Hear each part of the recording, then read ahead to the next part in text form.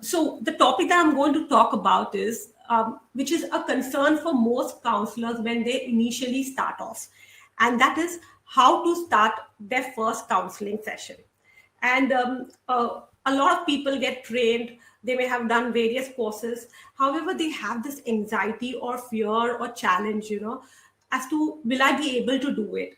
And most career counselors, or even trained professional, even though they may have been working in the field, there is some amount of anxiety always there. And why do people experience, and what kind of anxiety they experience? So let's talk about the various challenges that even trained professionals feel when they have to start counseling, or when they have to start, especially with their first client. So the first challenge, of course, and which we experience in most life situations, is the fear of unknown or lack of self-confidence. A lot of us, when we begin something new, may feel, what is going to happen, or what are we going to do in that session. Most of our fears are related to, oh, will I be able to deliver well? Or am I going to help the student right? Or will I be able to guide the student? Or will I have the right knowledge? Or what if the parent asks me something that I do not know? Then what do I do in that situation? So there is this lack of self-confidence that always affects us. The second challenge that many counselors face is where to start. So yes, I may have received a particular training, but still, the thing is, I should get students, right? That's how do I approach people, or how do I approach parents, or how do I have students? So where do I start from? And third is, what is the process? So sometimes there is no clarity in the process.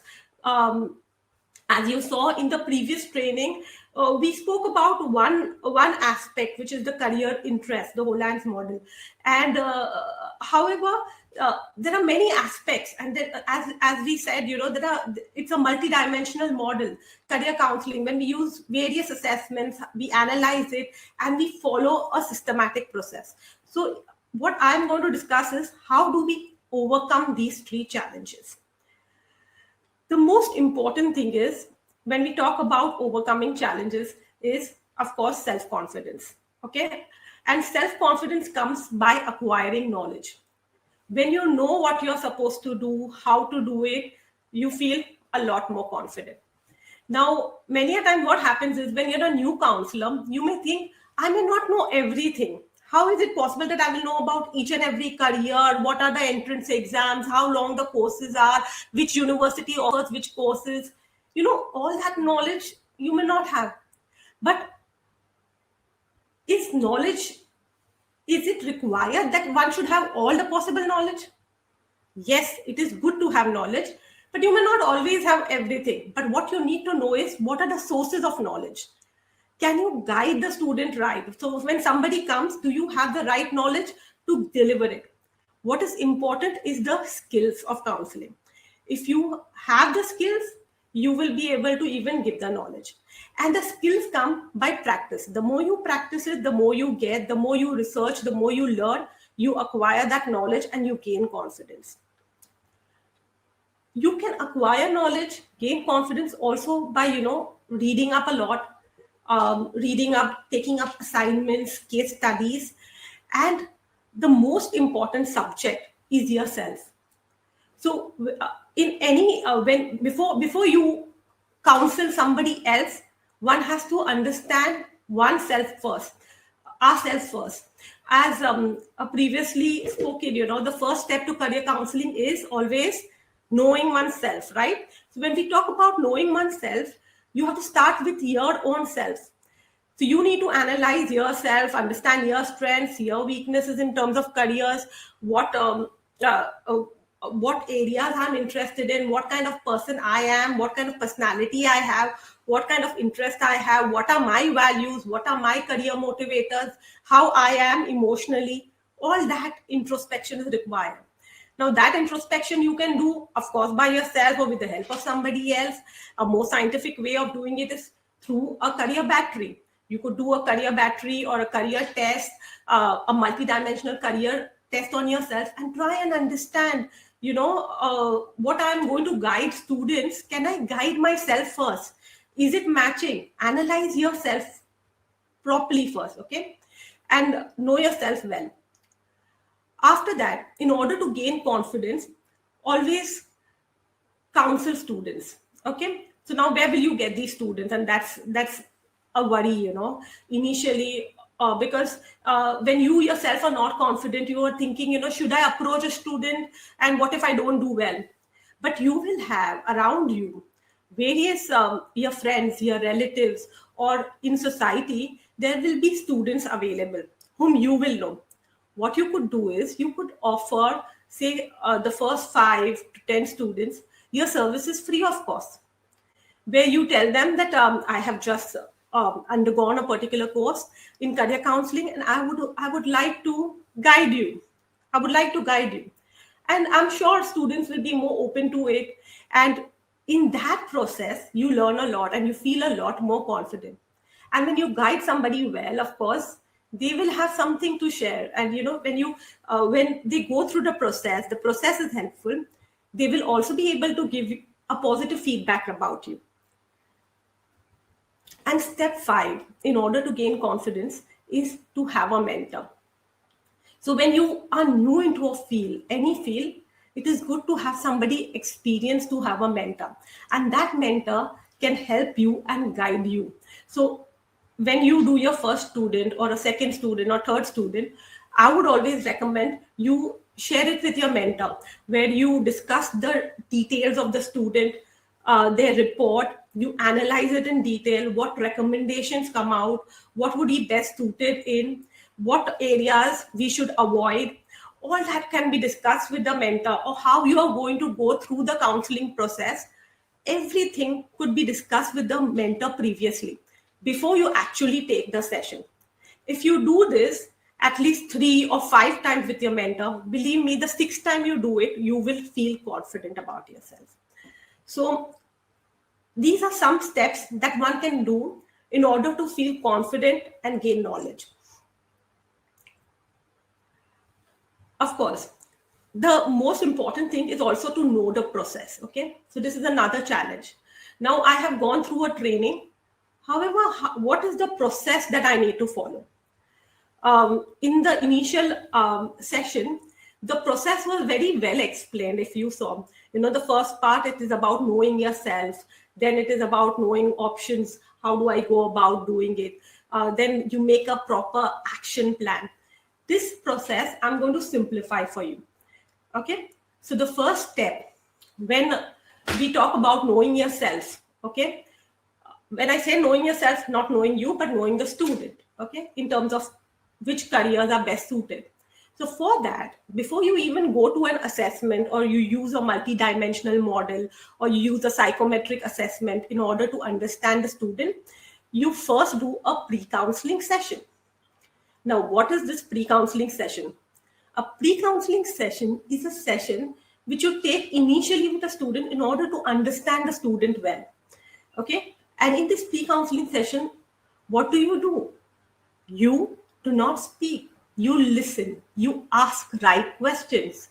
You ask questions about what are the student's strengths? What are the areas that the student needs to work on? What are the student's hobbies? Tell me something about yourself. How do you visualize yourself in future? What are your aspirations? What are the parental aspirations? So you ask questions related to their career to the student. When you ask such questions, of course, the student opens up, okay, and will share a lot of information with you, which is a very important aspect of rapport building. Rapport building is the trust that you have in another person, and that is developed only by asking the right questions and listening. When you listen and keep the information, whatever is shared by the student to you, confidential, that helps in the rapport building process. And that you need to, of course, whenever, in any counseling session, when you are talking to a student, you always say, that the information is going to be confidential, because it always helps the student to then open up.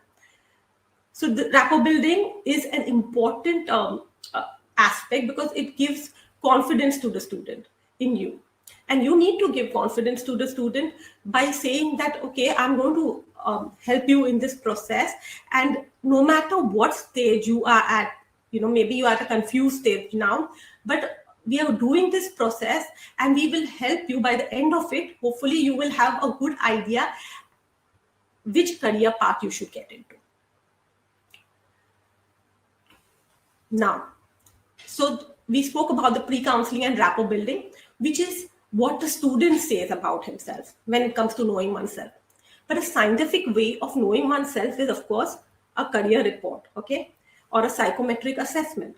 A career assessment. A career assessment gives you a 360-degree analysis of what was just explained to you in terms of when we talk about a multi-dimensional assessment.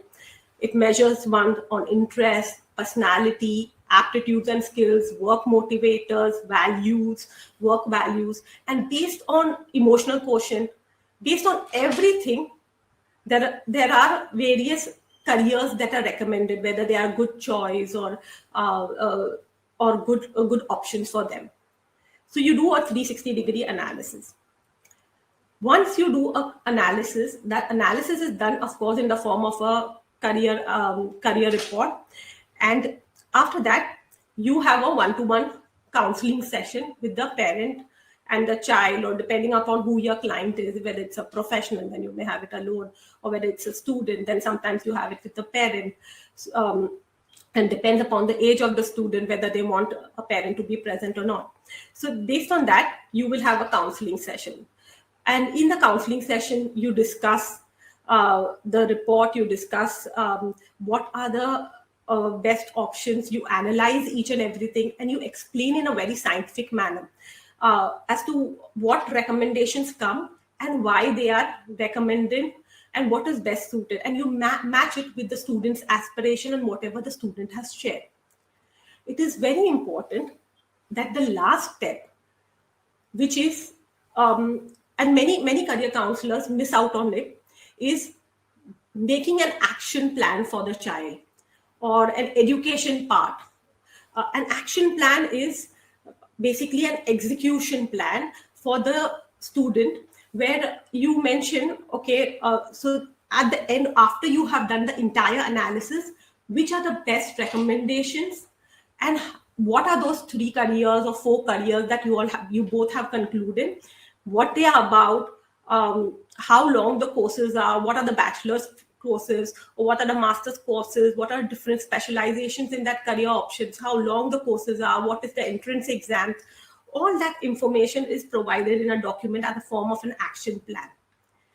And you can always have a follow-up session with the client also, in terms of, maybe after 3 months or 4 months, as to how they are doing, just to know. So generally, this is the process that is followed, which starts from, of course, the pre-counseling, then the assessment, then the counseling, and then a follow-up after an action plan is made. So first you make an action plan, and of course, once everything is locked, then you can have a follow-up session after 3 months or 6 months, depending upon what has been discussed with the client. So this is the process. Moving forward, what I will share with you is a career report, and I will show how a scientific career report looks like. So let's look at this report. Can everyone see my screen? Yes. So you can see this is a career report, and I'm going to scroll and explain to you how the report looks like. So here, as we go down, you can see it shows you the profiling of the student. Where does the student presently stand? Is he at an ignorant stage? That means he has no idea about where he's heading towards or which career option he should get into. Or is he at a confused stage? Confused stage, maybe I'm confused. I have 4 or 5 options, but I don't know what. I'm completely confused. Or is he at a diffuse stage? May have some idea, but not complete idea. Or methodological stage. Methodological student may have a lot more idea, but not complete idea. And optimize means the student has a good idea about which careers they want to get into. So when you do a profiling, you get an idea about where does the student currently stand. As we go further, as you see, there is the assessment, a career assessment. This is a multidimensional career assessment of Edumilestone, and the personality of the student is measured. So in a personality, of course, there are various aspects, various traits that are measured. As you see on the screen, there's introverted versus extroverted, sensing versus intuitive, thinking versus feeling, judging versus perceiving. And as we have previously discussed, that personality is important when it comes to career, because people have different, different personalities matches different careers. For example, somebody who's an extrovert would be more comfortable, and feel energized being with people or working with people, training, counseling, than somebody maybe, who does not like to interact with people. So these personality traits are important to be considered. Now, if you see here in this report, the student shows that he is extroverted, which means he's talkative, he's energized, and likes to spend a lot of time with other people. Intuitive, which means that they are more imaginative, open-minded, and curious. And they basically intuitive people, they look at the bigger picture, they try to find out facts. Thinker is a person, mostly people with this trait, they are more logical and analytical when it comes to taking decisions. Judging, people who are high on judging, they prefer to have a very planned and orderly way of life. Then the report will show you the strengths. Okay, so if you have this kind of a personality trait, what are the strengths of your personality? So it shows, self-confident, energetic, efficient thinking, and various other things. Next, what the report shows is your career interest types. Okay, so this is what you went through in the training today. So the career interest types, we spoke about the 6 career interests, and then we look at the top 3 career interests. In this case, as you can see in the report, the top 3 interest areas are enterprising, investigative, and social. Okay, as you all know, people who are high on enterprising, they have very high leadership skills, they like to do things. So in this client or in this student's report, as we can see, enterprising is a trait that is high, along with investigative and social. Next, we move on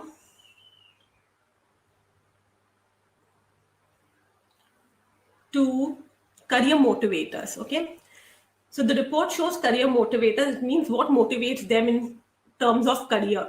And as we see, the top 2 career motivators here are adventure, means the student or the client loves to have adventure when it comes to work also, and likes a very high pace environment. And as we saw previously also, the student is extroverted and very enterprising, and he likes adventure, he likes a high pace environment. Okay, so these are top 2. And if you see, the last is creativity. So maybe this student or this client does not enjoy so much of creativity, but likes to do things and likes a very high paced environment. Next, if you go further, you will see in the report that it also mentions the students' learning styles. When we talk about learning styles, it helps us to understand how the student learns generally. Okay, a lot more and in this case, it is the student's learning style is auditory, which means when the student hears information, he is able to learn and process information better. So as you see, the auditory learning style is high. Here, the report also gives you various tips. So you have the auditory learning style, what it actually means, and various learning improvement strategies. So if you're an auditory learner, what are the things you can do in order to learn better?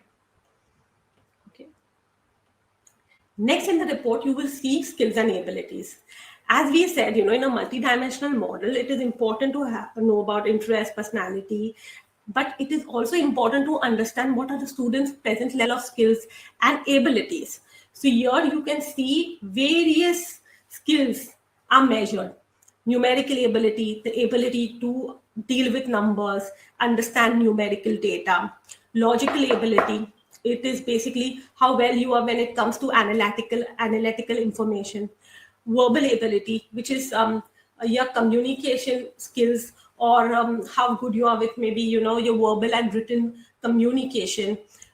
Your clerical and organization skills, how organized is the student, so how well he can plan, organize, schedule, or manage his various resources and meetings. Spatial and visualization ability, it is how well a student can visualize and think in three-dimensional. Leadership and decision making skills, that and social and cooperative skills. Mechanical ability, it's your ability to basically deal with mechanical principles, applications of physics. So all these skills are also taken into consideration in a report. As we move forward, you will see, there are various career clusters that are given, and which career cluster is best suited for the students are also shared. So here in this report, you can see, business management comes on top. And as we have seen throughout the report, the student is an extrovert, has high leadership skills, is social and cooperative skills is good, is a go-getter, likes adventure. So all that taking into consideration, we see that his report also shows that business management, hospitality and tourism, marketing and advertising are coming as his top areas. And as we move forward, you can see the top clusters have been mentioned with details in the report. What it actually means is all given in the report. As we scroll further, we see various subjects also. So what are the top subject recommendations for the students are also shared.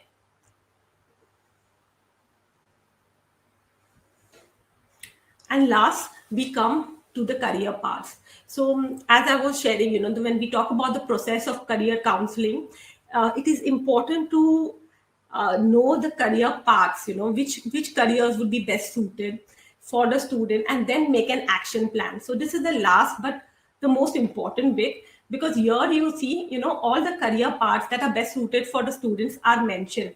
Various career clusters. So for this student, for example, business management, and in business management, which are the different careers. And here you can see there is a psychoanalysis and there is a skill analysis. Where does the student fall, whether he is high or low is written, and which is the top choice for the student, which is a good choice for the student, is mentioned in the comments. So that helps you to get a good understanding about the student's interest. Anything that is a good choice or a top choice is good for the student. That means the skills, abilities, aptitude, the interest, personality, everything matches. And here, if you see, all the careers are given in detail. So when you are counseling a student, of course, you take the report into consideration, you take the aspirations, whatever has been discussed, all that, and then you match. And in the end, you make a good action plan with all the details and share it with the client. Okay, so this report ends here. And as I said, the action plan is extremely important, and that's how the report is used in the whole process of counseling. So that's it from me.